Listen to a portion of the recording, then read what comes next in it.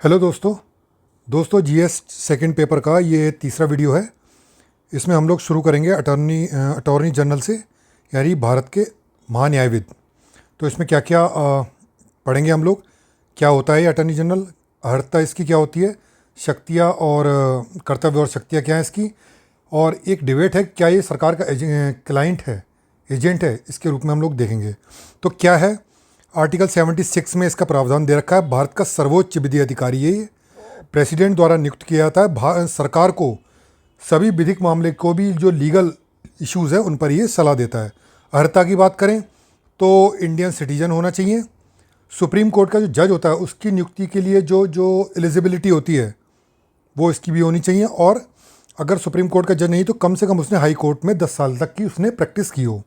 ठीक है, ये तो उसकी हो गई एलिजिबिलिटी। आगे देखते हैं कर्तव्य और शक्तियाँ क्या हैं। कर्तव्य क्या है, तो इंडियन गवर्नमेंट यानी भारतीय सरकार से संबंध के जो भी विधिक मामले हैं ना, उन विधिक मामलों में क्या करता है, ये सलाह देता है भारत सरकार को।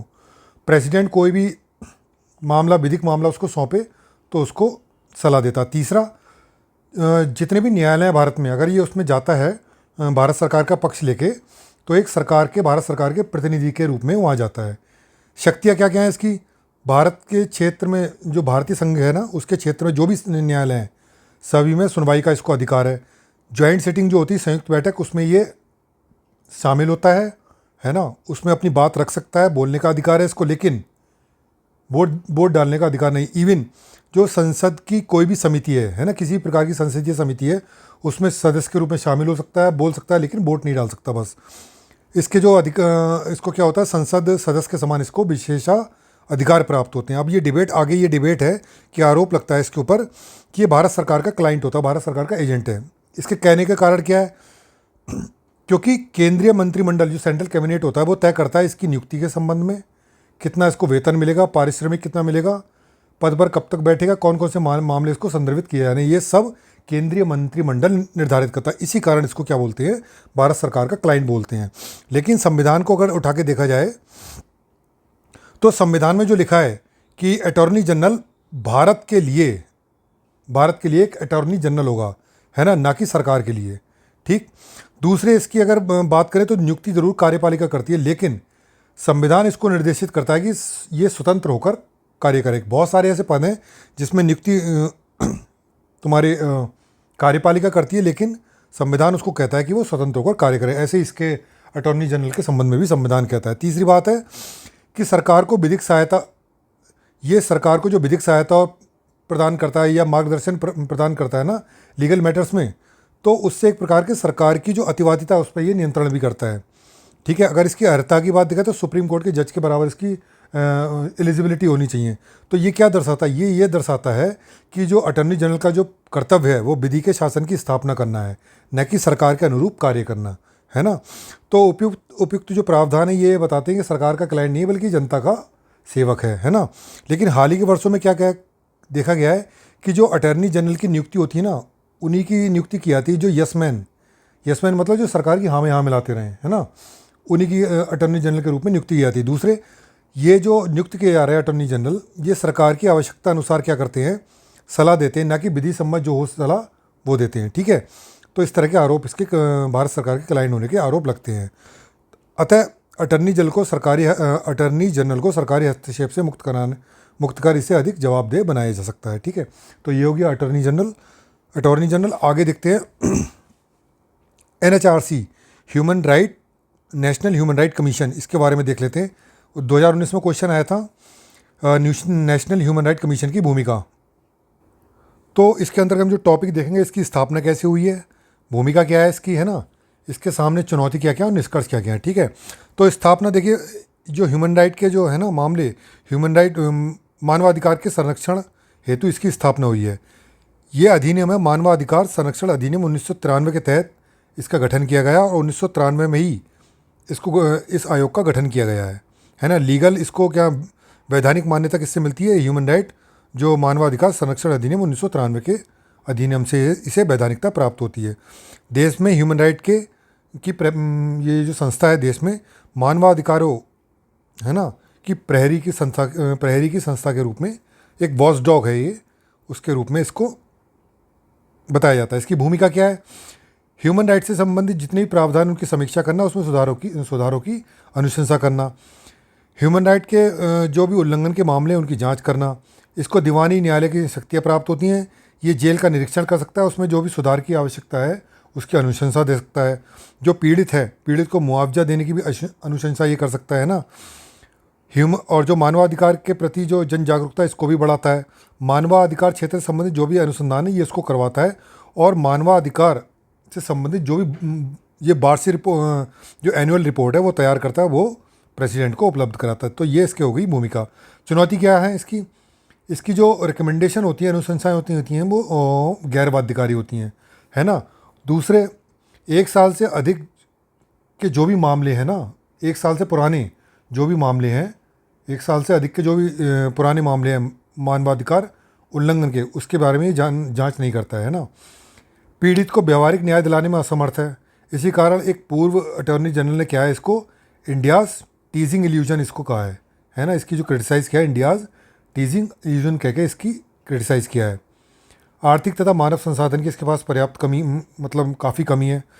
सशस्त्र बलों से संबंधित जो भी मामले हैं उसमें जांच करने की इसके पास जो है बहुत सीमित शक्ति है। ठीक, अभी हाल जो डीप फेक, जो नई नई टेक्नोलॉजी आ रही, जैसे डीप फेक हो गई, फेक न्यूज़ हो गई, आर्टिफिशियल इंटेलिजेंस हो गई, बिग डेटा, ये सामने इसके सामने बहुत बड़ी चुनौती बन के खड़ी हुई हैं। खासकर कि मणिपुर जब हिंसा हुई थी तो एक डीप जो फ़ोटो ना, एक फ़ोटो एडिट करके डीप फेक के द्वारा एडिट करके वायरल किया गया था, जबकि वो फेक था, है ना। तो इस तरह की चुनौतियाँ इसके सामने आ रही हैं।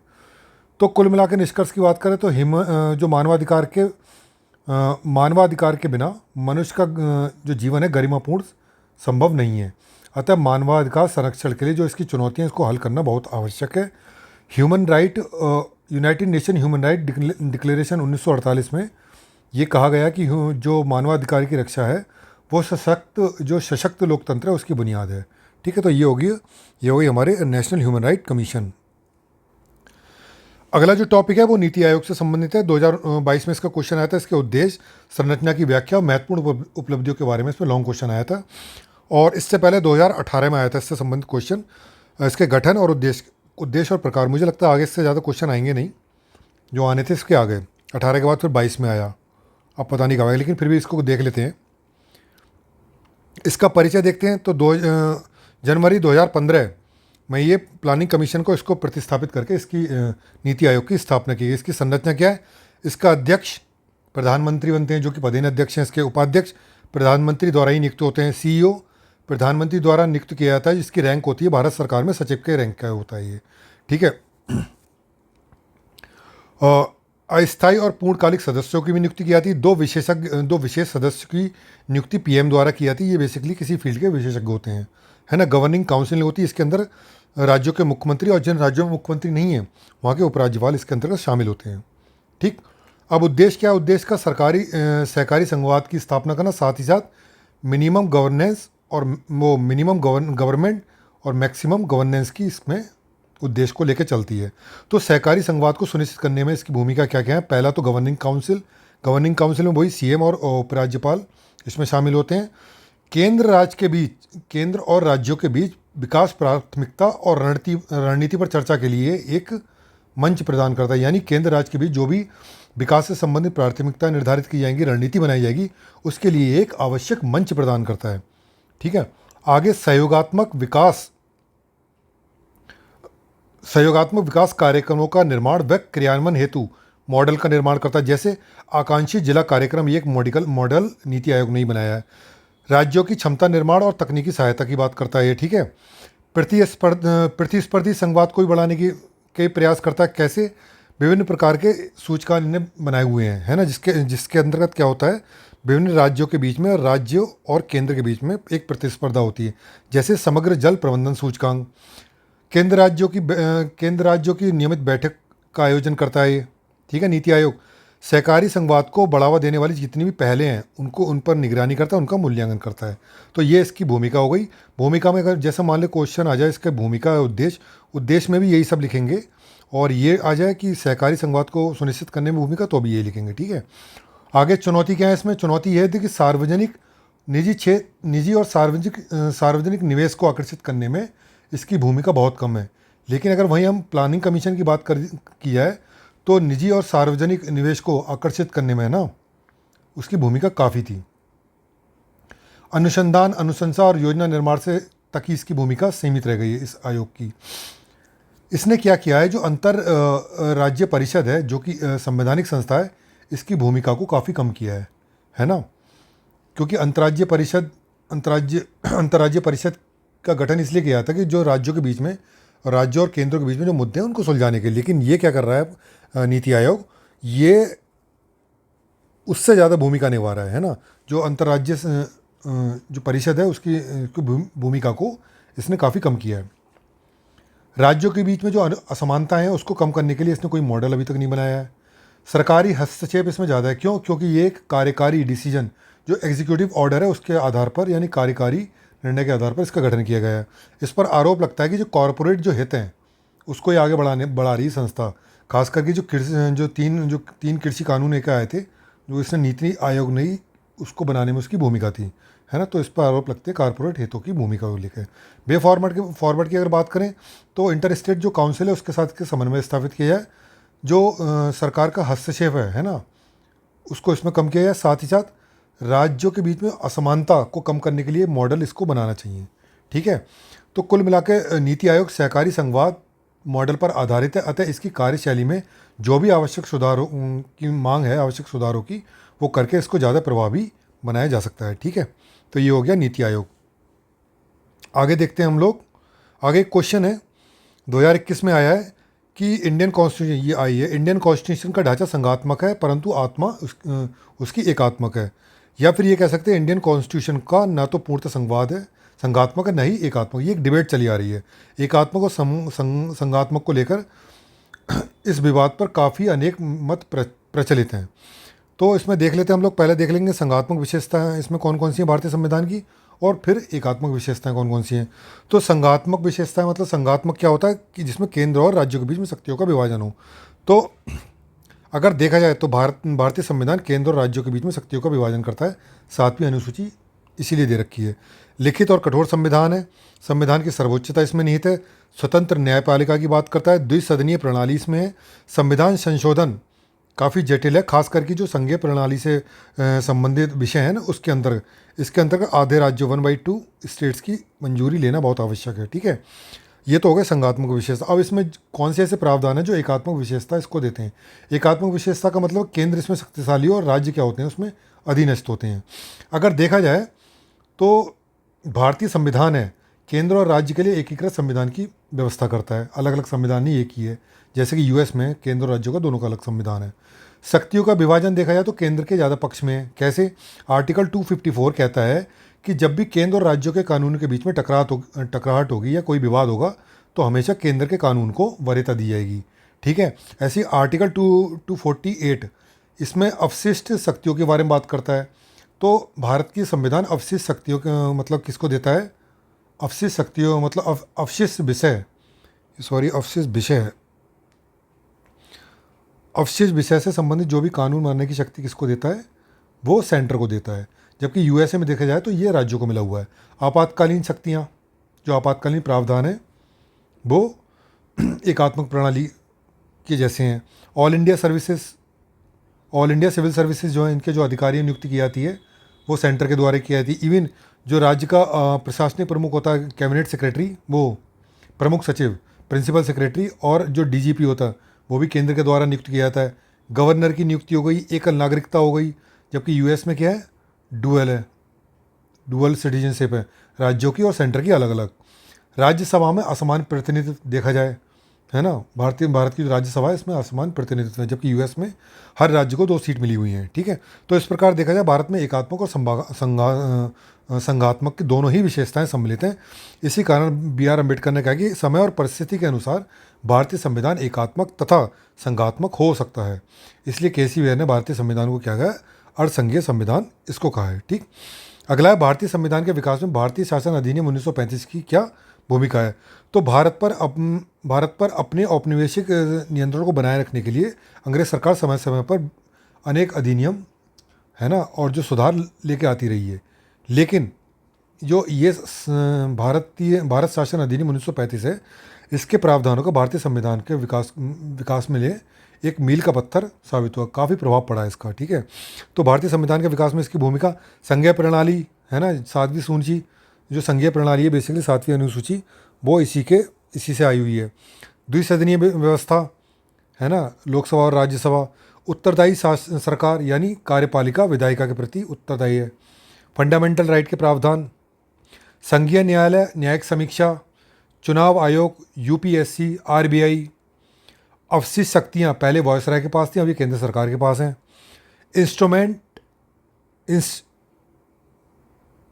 इंस्ट्रूमेंट ऑफ इंस्ट्रक्शन जो कि डीपीएसपी हैं, वो भी किससे आए, हमारे 1935 के अधिनियम से। तो ये इतने सारे प्रावधान हमारे 1935 के अधिनियम से आए, ठीक है। हालांकि स्वतंत्रता से पहले क्या होता था, कांग्रेस ने इसे बिना इंजन वाली गाड़ी कहकर इसको अस्वीकार कर दिया था, इस अधिनियम को। लेकिन स्वतंत्रता के बाद इस अधिनियम के अनेक प्रावधानों को भारतीय संविधान में लिया गया है, ठीक। आगे जो नेक्स्ट टॉपिक है, संसदीय और अध्यक्षात्मक शासन प्रणाली में तुलना, भारत में संसदीय शासन व्यवस्था को अपनाए जाने के कारणों का उल्लेख कीजिए, ठीक है। तो लोकतांत्रिक जो संसदीय और अध्यक्षात्मक शासन प्रणाली में इसमें तुलना की जाएगी, ठीक है। तो लोकतांत्रिक शासन व्यवस्था को कार्यपालिका और विधायिका के संबंधों के आधार पर संसदीय और अध्यक्षीय शासन प्रणाली में वर्गीकृत किया जाता है। तो इधर संसदीय, ये अध्यक्षीय प्रणाली। शासन व्यवस्था की बात करें तो इसमें दोहरी शासन व्यवस्था होती है, जबकि इसमें एकल होती है। संसदीय प्रणाली में बहुमत दल का शासन होता है, जबकि अध्यक्षीय प्रणाली में जो प्रेसिडेंट होता है और जनप्रतिनिधि होते हैं, इनका चुनाव अलग अलग होता है, ठीक है।